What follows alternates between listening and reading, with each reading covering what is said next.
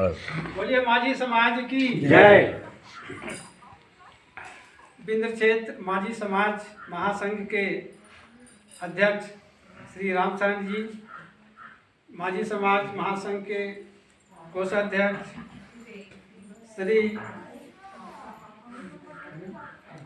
कौशल प्रसाद जी, श्री जगदीश प्रसाद जी, सदस्य श्री यशल माझी जी, श्री भेदीलाल जी, उपस्थित यहाँ पर उपकेंद्र बिजौड़ी और उपकेंद्र बिजौड़ी और क्या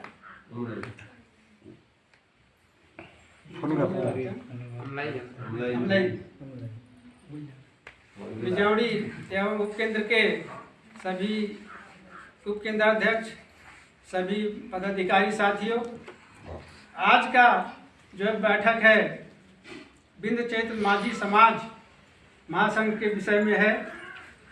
तो मैं आप लोगों को बताना चाहूँगा कि यह बिंद क्षेत्र माझी समाज नाम क्यों दिया गया है।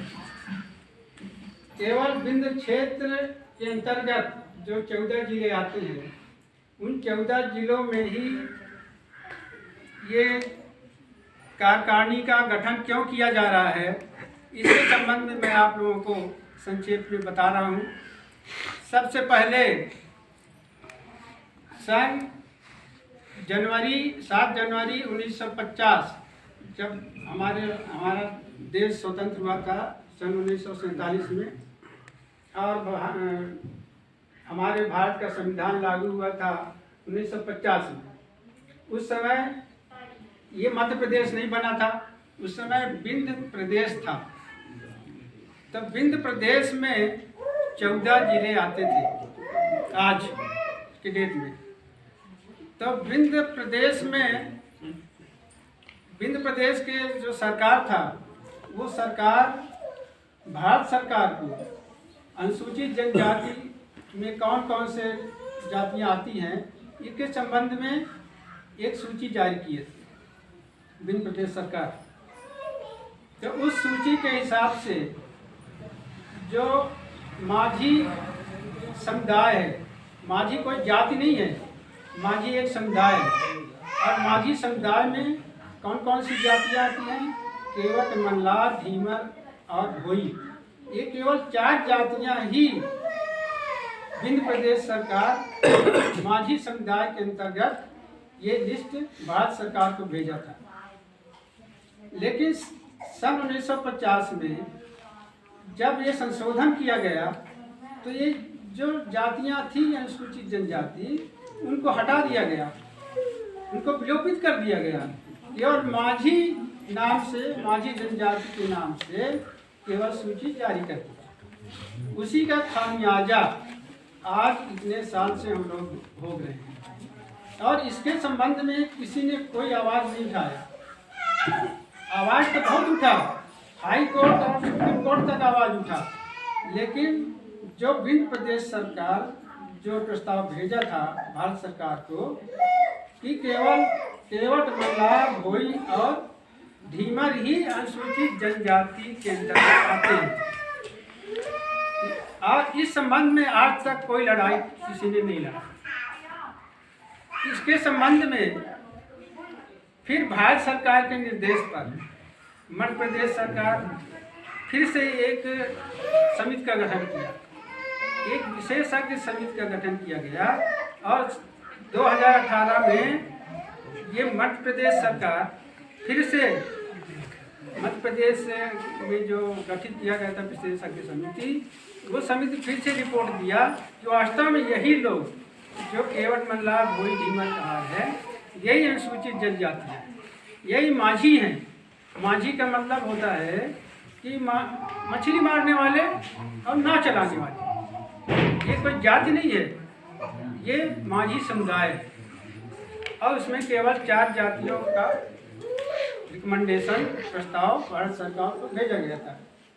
तो आज तक किसी ने इसके संबंध में लड़ाई नहीं लड़ी।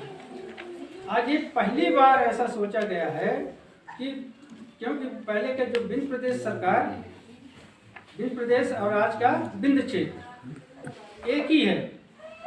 तो विंध्य प्रदेश के अंतर्गत जो विंध्य क्षेत्र है आज, और वो विंध्य क्षेत्र के अंतर्गत जो 14 जिले हैं, वो 14 जिलों में फिर ये कार्यकारिणी का गठन किया गया। और इस लड़ाई को लड़ने के लिए कि अनुसूचित जनजाति जो हैं वो केवल 4 जातियाँ हैं और 5वां जाति नहीं है, क्योंकि ये सरकार का ही, विंध्य प्रदेश सरकार का ही ये प्रस्ताव है और किसी का नहीं है। और सरकार जो सर्वे कराया है उसी का रिपोर्ट है, उसी समिति का रिपोर्ट है कि ये जातियाँ जो हैं अनुसूचित जनजाति है। तो इसी की लड़ाई के लिए ये 14 जिलों में गठन किया जा रहा है, जो आज जिला स्तर पर कार्यकारिणी का गठन किया गया है। जिला स्तर के बाद ब्लॉक स्तर का गठन होगा। ब्लॉक स्तर के बाद ये ग्राम कमेटियों का ये गठन होगा।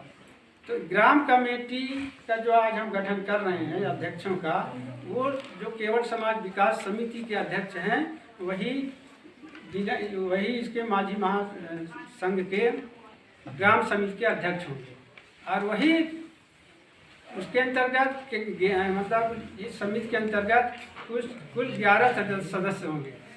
जैसे जिला के कार्यकारिणी है वैसे ग्राम समिति के भी कार्यकारिणी है। इसमें अध्यक्ष, उपाध्यक्ष, सचिव,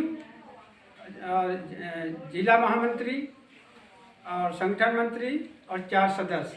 अंतर इतना है कि 4 महिला होंगे ग्राम समिति में और 4 पुरुष होंगे।